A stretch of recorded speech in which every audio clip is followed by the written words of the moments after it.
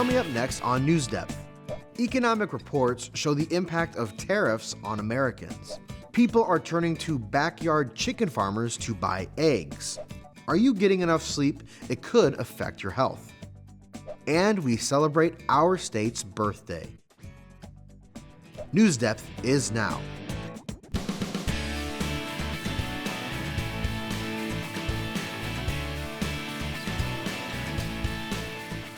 The latest economic reports show how tariffs and deficit reduction efforts are affecting Americans. Hello, everybody. I'm Gabriel Kramer. Thank you for joining us. The new reports provide data about the state of the U.S. economy and how it impacts Americans. President Donald Trump plans to keep imposing 25% tariffs on goods from Mexico and Canada, in addition to existing tariffs on China. These tariffs aim to support U.S. manufacturers, but have raised concerns about inflation among consumers. Meanwhile, new efforts to reduce the national deficit include spending cuts and tax breaks, as well as layoffs of federal workers. Think of the national deficit as a shortage of money. It happens when the government's expenses are greater than its income from taxes and other sources. Amy reports on how tariffs and the deficit are making waves for better or worse. Americans are starting to see a new economic reality under President Donald Trump. Take tariffs, for instance, with Trump confirming he still plans to impose 25% duties on Mexican and Canadian imports. Tariffs on Chinese goods are in place now, and Trump says reciprocal ones are in the works. It is a drive to bring back manufacturing, to protect our great jobs here. Economists say tariffs support domestic producers by making U.S. businesses pay extra for imports. In light of new ones, Apple and Eli Lilly say they're investing billions of dollars in U.S. manufacturing. On the other hand, recent surveys show tariffs are causing concern about inflation. Consumers are telling us that they're getting a bit more worried about the future. Republican efforts to lower the deficit are making waves, too. And the new reality is less government, more efficiency, better return for the taxpayers. Part of that is a new House resolution that calls for massive and controversial spending cuts. It also contains sweeping tax breaks that aren't sitting well with some fiscal hawks. The deficit's going to go up. Large-scale layoffs of federal workers are another part of the plan to reduce spending. Some analysts worry they could backfire. Are literally some of the firings just in the federal government, which has 10 million workers, is that going to be enough to cause a recession? The rising cost of groceries, especially with soaring prices like those for eggs, is becoming a serious concern for many Americans. For those living in and around New York City, the cost of a dozen eggs is reaching nearly $12, and many are finding it difficult to afford basic groceries. To help, a local deli owner has come up with a creative solution, selling eggs individually, allowing people to buy just what they need without breaking the bank. In the Bronx, the borough where I grew up, we headed to Pamela's Green Deli, Good to see you. where the price of eggs is a red-hot topic. Now it's 8, 9, 10, 11, 12. It's horrible. What are you thinking about egg prices these days? They're too expensive. I haven't eaten eggs in about a month. Okay, that's incredible. Did you used to eat a lot of eggs? Every day. My children too, not anymore. You know, it's crazy that we can't afford eggs. It's a good thing that the owner's doing, though. He's selling eggs loose so that the community have access to them. Selling eggs loose, 3 at a time, instead of a dozen. So I heard you're doing something special here, something a little bit different, so that people can actually get the eggs that they need to. Instead of selling the dozen for $12, $11, we decided to sell loose eggs, you know, like these packets. Okay. $2.99 for these 3 eggs. Sometimes the people only have probably $20, $25. If they're spending $12 just in eggs, so it's going to be difficult for them to buy the rest of the stuff, you know, like a bread, butter, oil, all the things that they need to cook. Are people telling you that they really like? They buying. They're buying. A lot of people coming and they buy it and they happy because we did that. It reminds me from where I'm coming from. I'm coming from Dominican Republic, and this is what I used to do over there. working in the grocery store. Throughout the year, we featured a lot of stories dealing with economics. Economics is a science that explores the production, consumption, and transfer of wealth, often through labor and providing goods and services. This week's A+ Award winners took their growing knowledge of economics and put it to work. Mrs. Igarashi's second grade class at Edison Elementary School in Willoughby planned a market day. Each one of these 7 teams of students brainstormed, designed, and produced a product. They considered a wide range of factors in their production, including the ideas of wants and needs. An example of wants and needs are that I want the Guardians to win the World Series, but I need to make sure I eat a healthy breakfast each day. Or, as Savannah explained, a need is something that helps you survive, but a want is a luxury. They also thought about supply and demand, which helped them to determine the prices of their products. Cooper told us that if there is a high demand for a product, you can charge more, but if there's a lower demand, you should reduce your price. Cooper and his partners, Ava P., Oliver, and Savannah, are hoping that they can charge a high price for their pillows. That's not all. Each team also created a marketing campaign to help advertise their products. Selena told us that this is an important step when you're trying to sell something like the I Spy bottles she created with her partner, Ava H. James explained to us that they're using Eagle Bucks to buy the items. Eagle Bucks are a reward that students at Edison can earn through being good citizens and good students. James and his partners John and Rosie are charging 3 Eagle Bucks for the stress balls they made. This group of entrepreneurs from Edison told us that they considered things that they knew their classmates would like when they decided what to make. Nico and Tyson decided to be art dealers and are selling original works of art. Amelia and Emily are selling girl power bracelets, but they assured us that boys can buy them as well. And finally, Kane, Christopher, Shrithik, and Cade are selling some ooey gooey slime. This week's A+ award goes to Mrs. Iragashi's Edison entrepreneurs for putting their knowledge of economics to work. Congratulations. Okay, back to the news. As egg prices continue to rise, some major farms are suffering the brunt of the bird flu outbreak, and some people are now considering raising their own chickens. But as Dion Lim explains, it can be costly to own a backyard chicken farm. Leslie Citron's backyard is home to some of the most popular girls in town. Leslie has been running Mill Valley Chickens for 15 years and only second to pandemic demand. Oh, that was crazy. These past few weeks, inquiries and sales for chicks, hens, coops, and enclosures, also called runs, have skyrocketed. Our business has gone up 50%. I do get people from all over California driving up as far as from San Diego, Oregon, Nevada. One of the reasons Leslie is receiving so many inquiries about her chickens and coops is because of the high cost of eggs. But she says raising chickens isn't what it's all cracked up to be. You do need to put a huge investment. Upfront costs can vary from a few $100s to much more, depending on size, quality of a coop, and the breed of chicken. Some of our runs are, upwards of $15,000. Maurice Patesky of the UC Davis School of Veterinary Medicine says in addition to the upfront and longer-term cost, there can be other challenges. One of the things that consumers and backyard bird enthusiasts need to be aware of is just the potential for them to be exposed to various diseases. We have had cases of avian influenza from wild birds getting into backyard chickens and from backyard chickens getting into humans. The CDC reports the public health risk of bird flu is low, and Maurice is still a proponent of backyard chicken ownership done responsibly. That basically means we need to kind of optimize husbandry and biosecurity. We need to have good things like fencing, for example, to make sure that wild birds and rodents are not as accessible into these coops, making sure that we don't have spilled feed. All of these precautions Leslie practices with Mill Valley Chickens and works hard to educate others about. Thanks, Dion. It's still the peak of respiratory virus season, and the Centers for Disease Control and Prevention, also known as the CDC, says the number of people seeking healthcare for these illnesses is high, especially when it comes to the flu, which is causing a substantial number of emergency department visits nationwide. But experts say prioritizing something you do every night can actually help boost your immune system.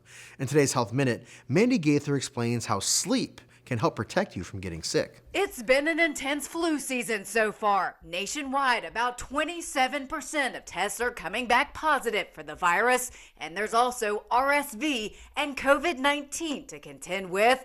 But getting some good Z's may offer some protection. Sleep does play a crucial role in supporting and regulating the immune system. Michelle Drerup with Cleveland Clinic says adequate sleep can actually help the body defend against infection and inflammation. And the key to getting good shut-eye is focusing on sleep hygiene. So things like making sure you're limiting or avoiding napping during the days and not having caffeine too late or exercising too late. All those things may be important and helpful. Other ways to promote good sleep: make a habit of going to bed and getting up at the same time every day. Keep your bedroom relaxing, quiet, and at a cool temperature. Turn off electronic devices at least 30 minutes before bed. Drerup says to also only use the bed for sleep and allow time to wind down. The crux of it for a lot of people is that sleep is a natural process, and we don't want to force it or put a lot of effort into it. That actually makes it harder to fall asleep. And if you're having persistent sleep problems, Drerup says to see a doctor. There are treatments that can help. Thank you, Mandy. The CDC says there are other health benefits of sleep as well, including lowering risk of chronic conditions and a reduction of stress. Making sleep a priority is not just making a responsible decision, but it also helps us do well in school and in life. So is 8 hours enough downtime? What if I am a night owl? For this week's Spot on Science, Margaret interviews a sleep specialist to get some answers and learn the importance of getting a good night's rest. I am not a morning person. I will hit that snooze button over and over again until I absolutely have to get out of bed. Staying up late and waking up late are two of my bad habits that I want to break. So I thought maybe knowing the science behind why sleep is important could help motivate me to catch some more Z's. I called up Dr. Sally Ibrahim. She's a sleep specialist at UH Rainbow Babies and Children's Hospital. I started by asking her to tell me a little bit about her work. Take a look.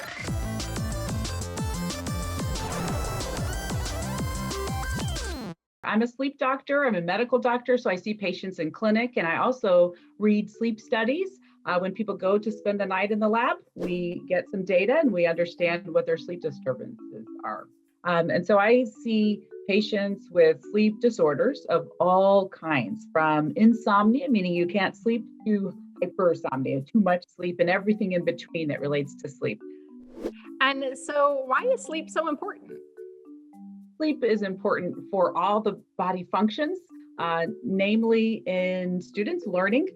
We do a lot of active learning when we're sleeping, and the more sufficient sleep we get, the better and more likely we're going to retain our knowledge the next day. And so that's why a lot of teachers will say, get a good night's sleep, because we know that memory consolidation happens in sleep. There's also a bunch of other things that happen in sleep. For example, we can regulate our sugar control, regulate our heart health, and so many other things that are healthy for us to thrive.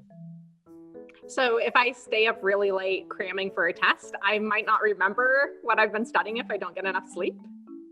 That's a great question. You will retain some, you will retain more probably if you get a good night's sleep, because that memory consolidation occurs during sleep. Now, some people will still do just fine, but we know that you're probably studying more than just on that night, and so every single night counts leading up to that, so that you can retain that knowledge. Okay, and so how much sleep should someone who is 8 to 12 years old get? Great question. So pre-adolescence, you need about anything from 9 to 12 hours, and in teenagers, you need 8 to 10 hours. And so those are minimal numbers. The minimum number for teenagers, 8 hours, and the minimum number for pre-adolescent is 9 hours. What are some, tips that you have for when I'm getting ready to go to bed to make sure that I get a good night's rest? The tips are making a regular bedtime, making a regular wake time. That's between 1 or 2 hours of your typical weekday wake time. Some students, my daughter included, who's in 6th grade, thinks that it's okay just to get all your sleep on the weekend. But the weekend's only a couple of days, and we have that full 5 days to really work with.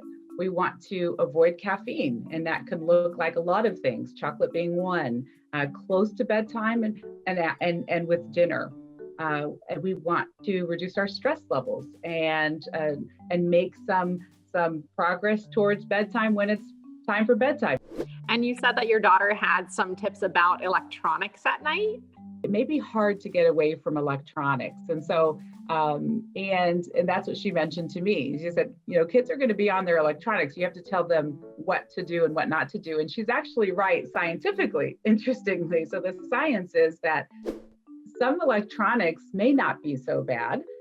It depends on what we're doing on it. And if those, so things that are very engaging, when our mind is really active, will be bad for us. Some of the things that may be more helpful are things like listening to music that's soothing, relaxing, not so alerting, things that just calm us. There could be a nice, easy podcast to listen to, for example, something to put our mind in a relaxed position.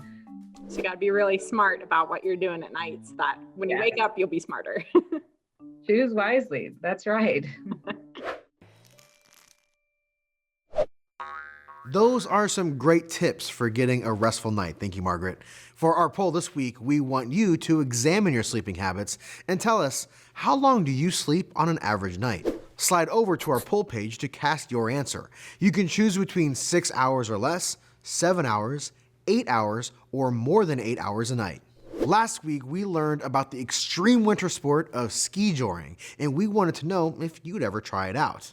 Wow, more than 82% of you said you would definitely give ski joring a run. And about 18% of you said it looks a little too extreme.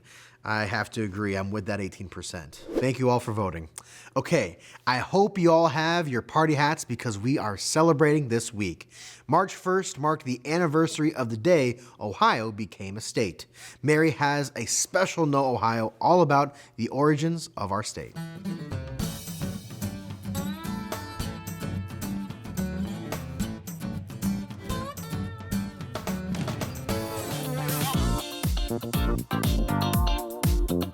Oh, don't mind me. I'm just celebrating Statehood Day. It's only the most exciting time of year to be an Ohioan. Oh, aside from like when the Cavs were in the finals, or like the Indians were in the World Series, or like when OSU beat Michigan. Okay, it's probably like the 4th or 5th most exciting time of year to be an Ohioan. Statehood Day is the anniversary of the day Ohio became a state, which we observe every year on March 1st. But Ohio didn't exactly have a smooth road to statehood. Before Ohio became a state, it was a territory, specifically a part of the Northwest Territory. The Northwest Territory was a big patch of land that also included what is now Michigan, Indiana, Illinois, and parts of Wisconsin and Minnesota. Instead of being a state controlled by the U.S. president and the rest of the federal government, the territory was ruled by a governor. In the early 1800s, that governor was Arthur St. Clair. Arthur St. Clair belonged to a party called the Federalists, and he stood in the way of Ohio becoming a state in 1802. See, Arthur wanted the boundary of Ohio to be smaller, ending at the Scioto River, so the population would be smaller. This is because he was a bit power-hungry. According to the rules at the time, if the population was small enough, under 60,000 people, St. Clair could continue to reign over the territory without interference from the federal government. But a different political party in Ohio, the Democratic Republican Party, led by men like Thomas Worthington, Nathaniel Massey, and Edward Tiffin, wanted statehood. And they asked the federal government for help. Although Ohio's population was still a little small, the federal government agreed that it should be a state. And on April 30th, 1802, President Thomas Jefferson signed the Enabling Act. This act called for Ohio to be made a formal state as soon as possible. But that didn't stop Arthur St. Clair, the Federalist, from making a stink about it. St. Clair wanted to delay statehood and told the framers of the Ohio Constitution that they should ignore President Jefferson's Enabling Act. Instead of doing that, the Ohio delegates ratted him out. They told President Jefferson all about the smack-talking St. Clair was doing, and Jefferson promptly fired him. After the drama, it took nearly a year for Ohio's rival political parties to come up with a constitution, and for the federal government to approve it. A constitution is a set of rules that guides how a country or state works. Democratic Republicans wanted a constitution that favored a small government with limited powers. And because most of the people drafting the Constitution were of that party, they got their wish. The United States Senate and the House of Representatives each approved the Constitution, and Ohio officially became the 17th state on February 19, 1803. But wait, then why do we wait till March 1st to celebrate Statehood Day? Well, that's because March 1st, 1803 is when Ohio's General Assembly met for the first time. Let's hear it for Ohio. Happy 222nd birthday to our state. And we want you to help us celebrate. For our Write to Us this week, we'd like you to create a birthday card celebrating our state. Students can share their birthday messages with us by using our inbox form online or sending us an email to newsdepth@ideastream.org. Now check this out. We received a lot of correspondence last week with answers to our previous inbox question about the fossilized vomit. Let's see what you had to say. Sarem from St. Catherine of Siena in Cincinnati sent us this drawing of a dino and wrote, "I think that dinosaur got sick by eating or not having enough to eat." Emmy from Gilly Sweet Elementary in Fairview Park thinks the dino might have been poisoned. "I think the dinosaur got sick because it could have had poison on the thing he or she ate." And from Milford Junior High School, Trent thinks the dino ate some bad fish. And Veda's theory is that the dinosaur ran for too long. I got one more shout out to Peyton and James from Evening Street Elementary in Worthington for discovering some really cool facts about the Dunkleosteus. Did you know that Ohio has a state fossil? It is called the Dunkleosteus. It was one of the fiercest predators of the Devonian period. It lived in the seas of Ohio. A predator is an animal or person that hunts down animals. It's been extinct for 300,082,000 years. This creature was bigger than a great white shark. I love all of your letters. Now, on our last episode, we learned about publications that highlighted Black communities in Iowa, and we wanted to learn about your community or neighborhood or even your city. Let's see what you uncovered about your home by opening our inbox. Piper and Jackie from Hanby Elementary in Westerville partnered up on their article, Dear NewsDepth. Here in Westerville, Ohio, you can find a lot of good food and historic buildings like the Hanby House, First Responders Park, Hanby Elementary, which is where we go to school, which is also more than 100 years old, Emerson Elementary, which is also more than 120 years old, and more. We also have a lot of kind people who work at local uptown stores. Also, shout out to Mr. Milko and Mrs. Bilderdack for being awesome teachers. Sam from Woodlands Elementary thinks it's very easy to make friends in Huron. Dear NewsDepth, my community is very special. They are thoughtful, kind, passionate, and empathetic people. We can trust each other, which makes for a valuable community. It is crucial to have a good community around you so you can feel good about yourself. Maintaining fondness with your friends and everyone around you will make them feel the best possible. I think my community is unique and we should embrace what we already have. Estella from Edgewood Middle School in Worcester says their community is the perfect balance of modern and historic. Dear NewsDepth, my community is special in many ways. Around the city, there are both historic and modern sites. There are many things to do from the arts to business. Around the community, there are also many cultures and religions. There are also many events that happen where I live. That is why my community is special. P.S. I love New Sound. Hear that, New Sound? Jace from DeWitt Elementary in Cuyahoga Falls loves when neighbors say hi. Dear NewsDepth, what makes my community special is how many nice people there are, like when I'm taking my dog on a walk and someone waves or says, have a good day, or when I'm in Acme, the grocery store, or something, and they ask how I'm doing today and smile. That's what makes my community special. And Cassie from Grant Elementary School gave us an immersive experience of Lakewood. Cue playful screams. Do you hear that? That is the sound of children playing in the pool. These are reasons that Lakewood is the best. We have many parks and many restaurants. The people are so kind and helpful. Wow. P.S. Tell Newshound he needs a sibling. Thank you all for writing. And Cassie, something you might not have known about Newshound is that he actually does have an older brother, but you might be surprised by his size. Let's meet him. It's time for the petting zoo.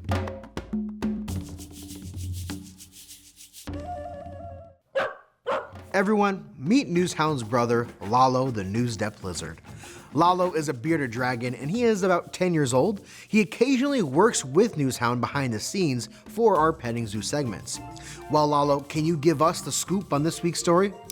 Oh, they found a story about an opossum with a tummy ache. That possum is curled up on our sectional couch. We had just gotten it, and there's these chocolate possum footprints all over it. Those chocolate footprints coming from this Costco tuxedo cake. When I look on the ground, and he had knocked the Costco cake on the ground, had ate most of it. Then we noticed it was kind of under distress. That's when a call to the Humane Society was made. To see how that opossum got their paws on an entire chocolate cake, you can check out the petting zoo video on our website and on YouTube. Thanks as always, Newshound, and big thanks to your big brother, Lalo. Well, that's a wrap for this episode of NewsDepth, but you can keep the conversation going, and there are plenty of ways for you to stay in touch with us. You can send a letter. We're at 1375 Euclid Avenue. That's Cleveland, Ohio, zip code here 44115. And you can email us at newsdepth@ideastream.org. Plus, you can catch all of our special segments on YouTube. Hit subscribe if you're old enough so you don't miss out on any of our new videos. Thank you for joining us. I'm Gabriel Kramer, and we'll see you right back here next week.